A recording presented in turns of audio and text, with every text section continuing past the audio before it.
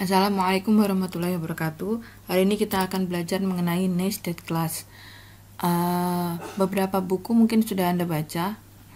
Modul kita juga mungkin Anda sudah baca, dan di situ ada beberapa pengertian atau overview awal, seperti fungsinya, peranannya, untuk apa sih nested class. Nah, di sini ada beberapa yang sudah saya kelompokkan. Ada 3 bagian yang sudah saya kelompokkan, dan itu berdasarkan rangkuman juga dari beberapa buku, sehingga bisa Anda cocokkan atau Anda sesuaikan. Tentunya dengan nested class kita punya kelas yang bisa jadi kelasnya tidak akan terpisah, atau kita bisa mengelompokkan kelasnya. Bisa juga untuk peningkatan inheritance dibanding inheritance pada umumnya. Tentunya nested classnya harus sesuai ya. Ada beberapa nested class yang tidak terlalu berguna. Kemudian kita coba lihat nested class itu dibagi menjadi 2, yaitu non-static dan static.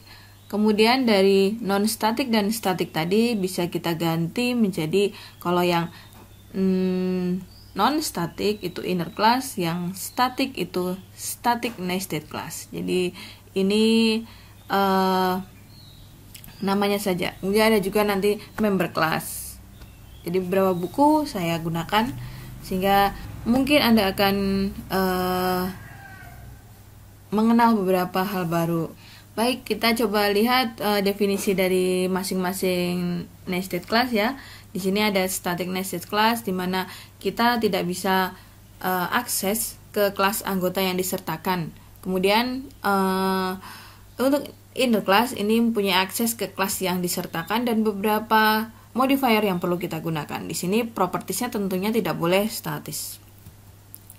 Baik, kita coba dulu yang pertama inner class atau member class. Inner class, non-static class, non-static nested class. Ada beberapa bagian dari inner class. Ada local class, ada juga anonymous class. Local class ini kelas di dalam kelas yang didefinisikan dalam blok program biasa. Local class nanti di dalam konstruktor atau di dalam metode tertentu. Kemudian anonymous class ini adalah kelas dalam kelas seperti local class namun tidak mempunyai nama. Anda mungkin mengenal event, yang sudah belajar lebih jauh mungkin akan mengenal event, yang belum nanti akan Anda lihat dalam event itu kita dibuatkan oleh Java anonymous class. Bisa superclass, bisa juga interface. Kemudian ketentuan modifier nested class. Modifier, masih ingat ya, modifier ada 3 macam: access, final, dan juga static. Jadi modifier yang digunakan dalam nested class ini ada, kalau untuk outer class ada public, ada package, private. Package private ini lebih ke default. Member class itu ada semua jenis access modifier: private, protected, package private, dan public. Di ini ketentuan modifiernya yang Anda taruh di sebelum nama kelasnya. Baik, inner class. Kita masuk ke inner class. Semua kelas dapat menjadi kelas top level, memungkinkan dan sangat bermanfaat apabila membuat kelas di dalam kelas yang lain. Kemudian inner class sudah ada dalam Java mulai versi 1.1. Ada 4 macam jenis nested class, dan ini berdasarkan beberapa referensi berguna atau tidaknya. Jadi member classes itu simple and useful. Ini member classes itu inner class atau non-static class. Kemudian anonymous class ini bagus tapi sintaksnya tidak terlalu bagus. Sintaks itu aturan bahasa pemrogramannya. Kemudian static member class dan local class ini tidak terlalu berguna karena banyak keterbatasannya. Kemudian setiap Anda mengcompile nested class itu semuanya akan terbentuk .class atau bytecode-nya. Kemudian ada member class. Di sini umumnya digunakan untuk menangani event. Anda lihat member class, new button, dan juga new clickers. Ini adalah namanya anonymous class juga bisa. Ini dari superclass, kalau ini dari kalau implements ya interface. Member class dapat mengakses variabel yang berada di dalam kelas tersebut atau kelas member lain. Inilah alasan member class sangat bermanfaat. Kemudian member class sangat mudah penggunaannya, cukup dengan mendeklarasikan field atau metode yang ingin digunakan. Nanti kita lihat bagaimana maksudnya. Member class di sini Anda lihat inner class. Ini inner di dalam kelas. Nah, berarti ini outernya. Kalau kita ingin mengakses, maka kita tinggal menggunakan metode untuk bisa mengakses dari properties tersebut. Ini adalah outer class dan ini adalah inner class. Coba dipahami ya. Kemudian contoh inner class yang lain ini juga sama. Anda lihat, ini adalah class outer, kemudian ini class innernya. Kita ingin memanggil, tinggal kita gunakan metode untuk bisa memanggil properties dari yang kita inginkan. Kira-kira begitu ya. Kemudian bentuk instansiasinya, instansiasi itu pembentukan objeknya. Kita lihat, kalau kita ingin membuat objek dari inner class, maka harus membuat objek dari outer class-nya. Di sini outer class-nya juga dikasih new outer class. Kemudian new non-static inner class. Jadi ini ada inner class-nya dibuat objek, outer-nya juga dibuat objek. Itu cara membuat instansiasi atau sebelum kita menggunakan metode tertentu dari inner class, maka kita harus membuat objeknya. Nah, ini caranya. Contoh lain dari inner class, ini adalah class outer, namanya bank account, public modifiernya. Kemudian ada class inner. Class inner itu mempunyai karakteristik private, karena memang inner class hanya bisa diakses oleh bank account misalnya. Maka mempunyai keunggulan. Nanti dia terprivate atau terlindungi dari kelas yang lain, tetapi bank account bisa mengaksesnya walaupun dia private. Kira-kira begitu ya. Sehingga di sini should not be changed to public. Jadi memang dibuat seperti itu. Kemudian di sini ada beberapa variabel yang memang karakteristiknya private. Mau private, mau public, mau jenis akses modifier yang lain, bank account tetap bisa mengaksesnya. Itu keunggulan dari kelas ini. Selanjutnya, ini adalah blok program dari inner class. Anda lihat blok program dari inner class. Ini adalah buka bloknya, kemudian yang ini tutup bloknya. Kemudian yang ini adalah terusan dari kelas yang tadi, dan kita lihat bahwa ketika kita ingin memanggil metode tertentu atau variabel tertentu dari inner class, maka kita buat objek dulu di sini. Kemudian kita panggil dengan objek tadi yang sudah kita gunakan, maka kita bisa memanggil karakteristik atau properties dari si inner class-nya. Kemudian di sini ada catatan. Kalaupun dibuat private, get amount itu awalnya public ya. Get amount. Nah, ini public. Oke. Nah, di sini ada catatannya. Kalaupun dia private, itu diperbolehkan karena dalam hal ini outer class tetap bisa mengakses walaupun public ataupun private. Selanjutnya di sini juga sama, walaupun di situ private tetap bisa diakses oleh outer class. Itulah beberapa keunggulan dari nested class, dalam hal ini kelasnya inner class. Kemudian masuk ke anonymous inner class. Anonymous class itu nanti seperti ini caranya. Dengan menggunakan new new superclass-nya atau new interface-nya. Di sini tidak ada nama dari kelasnya, karena ini perhatikan bahwa tidak ada nama kelas yang diberikan, namun hanya nama superclass atau interface. Jika nama, maka tidak disebut dengan anonymous class. Nanti akan kita lihat contohnya. Kemudian args di sini arguments adalah sebuah parameter dari konstruktor superclass dan interface tidak mempunyai konstruktor. Jadi nanti kalau kita menggunakan anonymous inner class dari superclass, maka ada argumentsnya. Jika kita menggunakan interface, maka kita tidak ada arguments atau parameter di dalam kurung buka kurung tutup ini. Ya, disesuaikan dengan apa yang kita masukkan sebagai anonymous class. Anonymous inner class, apakah interface atau superclass. Selanjutnya, untuk contoh anonymous inner class, seperti yang telah diinformasikan sebelumnya, nah interface itu kita biasa menggunakan pada kegiatan event. Misalnya, kita punya program di mana di dalamnya ada button komponen. Jadi komponen tombol itu nanti kalau kita klik maka akan terjadi sesuatu dalam program itu. Nah, itu namanya event. Event ketika kita menggunakan event, maka kita otomatis menggunakan action listener.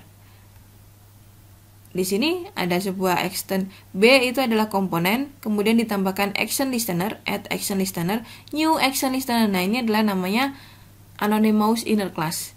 Kelas di dalam kelas, kemudian tanpa nama di sini. Walaupun sebenarnya action listener itu ada kelasnya, cuman tidak dideklarasikan di sini. Sama seperti member class, anonymous inner class mempunyai akses penuh terhadap field dan metode yang ada di dalam kelas. Untuk keunggulannya.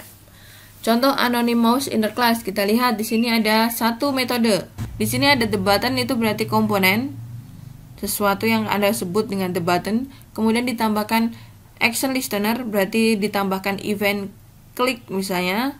Kemudian di sini new action listener. Nah, inilah yang disebut dengan anonymous inner class. Kemudian di dalamnya ada metode. Kalau diklik, maka apa yang terjadi? Tulisannya action proof. Masuk ke static nested class. Jadi sudah kita bahas adalah inner class dan anonymous inner class. Kemudian yang ketiga adalah static nested class. Static nested class berarti deklarasinya bagaimana? Menggunakan kata static di sini, kemudian class, kemudian nama kelasnya. Disebut juga static member class yang dapat mengakses hanya static variable dari outer classnya. Inilah yang disebut dengan tidak berguna. Jadi ya kita tetap belajar ya. Static member class bukan inner class sesungguhnya, namun kelas top level yang dibuat di dalam kelas yang lain. Selanjutnya adalah contoh static inner class. Ya, sama static nested class. Class outer class. Class ini outernya, kemudian di dalamnya ada kata static, berarti ini adalah static inner class. Sudah kita bahas sebelumnya ya. Itu bedanya. Mau ada kata inner, mau ada kata nested, itu sama aja. Ini ada outer class, yang ini outer class, yang ini adalah static inner class. Kemudian yang ini adalah cara instansiasinya, atau bagaimana kita membuat objek jika kita ingin mengakses propertiesnya. Yaitu kita tanpa membuat objek dari outer class, kita hanya membuat objek dari inner class-nya. Di sini ada kata new outer.inner class, kemudian properties konstruktornya yang ada di inner class. Ini berarti membuat objek dari inner class. Baru kita menggunakan properties yang ada pada static inner class. Selanjutnya, local class adalah kelas yang didefinisikan di dalam sebuah metode atau konstruktor. Jadi kelasnya nanti di dalam metode atau konstruktor.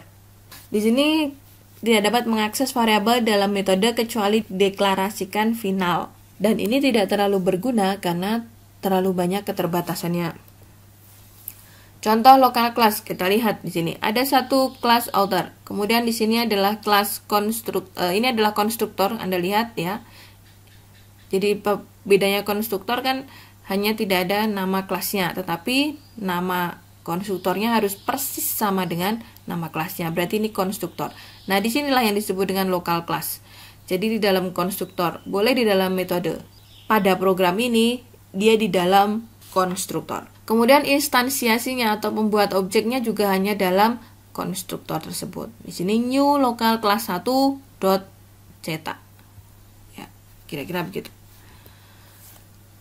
Sudah masuk ke latihan ya. Jadi ini sudah selesai untuk pengertiannya. Kita coba lihat latihannya. Nah, untuk latihan ini saya buat persis jadi ini kemudian lanjut ke sini. Jadi saya berharap teman-teman bisa mencoba jadi membuat program ini dicontoh aja. Public abstract class dan sudah ditulis, langsung masuk ke ide yang Anda gunakan, bisa menggunakan Eclipse atau NetBeans. NetBeans-nya juga bisa paling terbaru atau 8 titik, itu boleh bebas. Kemudian Anda jalankan programnya. Nanti hasilnya bagaimana? Nah, ini sudah saya kasih hasilnya, tapi di sini Anda lihat, di sini ada kelas abstrak sepeda motor. Di dalam abstrak class ini ada variabel, kemudian ada interface. Nah, di sini ada static class. Static class ya. Jadi memang ini static. Kemudian ada extend sepeda motor, ini berarti turunan dari ini. Implements, dia implements dari kelas interface. Kemudian di sini ada konstruktor. Oke. Kemudian ini ada metode. Ini ada metode. Nanti kalau dijalankan hasilnya seperti ini. Oke. Kita lihat dulu latihan dari kelas yang tadi. Bagaimana cara membuatnya? Jadi garis besarnya kita adalah gimana caranya Anda bisa membedakan static inner class dan inner class sendiri dari sisi membuat objek atau memanggil untuk menggunakan propertiesnya. Ini sepeda motor dot, ini berarti outer in static inner class. Static inner class ini namanya sepeda motor sport. Namanya Kawasaki. Kemudian new sepeda motor dot sepeda motor Kawasaki. Kenapa ada Kawasaki di sini? Karena di sini string merek. Jadi kita menggunakan konstruktor yang ada, harus sesuai. Jadi ada stringnya di sini. Jadi dalam hal ini kita membuat objek in static inner class tanpa membuat objek outer class. Kemudian baru kita menggunakan beberapa propertiesnya. Hasilnya ini sudah saya pindah ke sini. Oke. Selanjutnya adalah latihan inner class atau non-static. Ya, kita coba lihat di sini public class manusia, ini kelasnya outer. Kemudian ada static class nasabah, extend manusia, ini kelasnya static ya. Jadi di dalam kelas ini ada kelas static juga. Di dalamnya ada properties, metode. Kemudian ada kelas karyawan extends nasabah. Jadi kelas karyawan ini adalah yang disebut dengan inner class. Dia turunan dari nasabah. Anda coba buat programnya untuk menghasilkan output ini. Kita coba lihat untuk uji manusianya sebagai kelas yang untuk demonya, untuk menjalankan program kelas sebelumnya. Anda boleh menggunakan dua-duanya, cuman di sini saya kasih keterangan. Nah, di sini kalau kita menggunakan nasabah, bedakan. Kalau yang ini saya memanggil static inner class. Kalau yang bawah saya memanggil inner class. Kalau yang atas saya memanggil hanya static inner class-nya. Kalau yang bawah saya memanggil objek dari outernya dan juga objek dari inner class-nya. Baru saya menggunakan properties yang ada. Kira-kira begitu untuk pengertian contoh-contoh dari static nested class dan juga inner class. Kemudian untuk local class Anda lihat di sini satu kelas namanya unggas. Di dalam kelas ada kelas ayam. Nah, manakah yang disebut dengan local class? Kalau kelas ayam ini namanya inner class karena ada outer, ada inner. Nah, yang local class itu adalah kelas yang di dalam metode atau konstruktor. Di sini ada metode memakan. Di dalam memakan ada metode caching. Nah, di dalam metode caching, di dalam metode memakan ada kelas caching yang disebut dengan local class karena hanya di dalam blok program memakan. Saya rasa itu pemahaman tentang local class. Kalau mau dicoba dijalankan, outputnya bagaimana. Selanjutnya anonymous class. Anda lihat anonymous class. Di sini adalah sebuah kelas yang langsung saya kopas dari kegiatan pembuatan button. Jadi di sini ada pertama adalah library yang kita gunakan dalam kelas ini. Ada kelas anonymous, ini adalah outernya. Kemudian ini konstruktornya. Yang disebut dengan anonymous class adalah ini dan juga ini.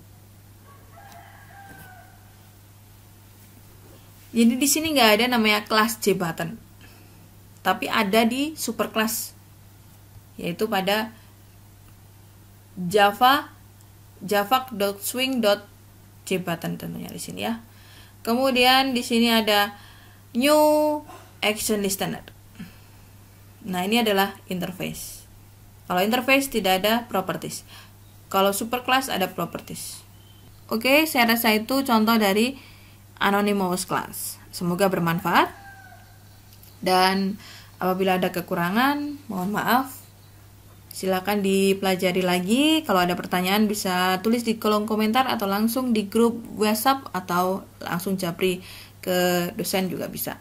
Ini adalah rangkumannya, beberapa hal yang perlu Anda lihat dari sisi kegunaan. Sebenarnya bisa digunakan semua, cuman karena banyak keterbatasan di beberapa kelas, maka ada yang mengatakan bahwa itu tidak terlalu bagus. Sebenarnya tidak masalah, Anda belajar semua kelas bisa dicoba dan juga bisa diterapkan pada kelas yang nanti Anda gunakan.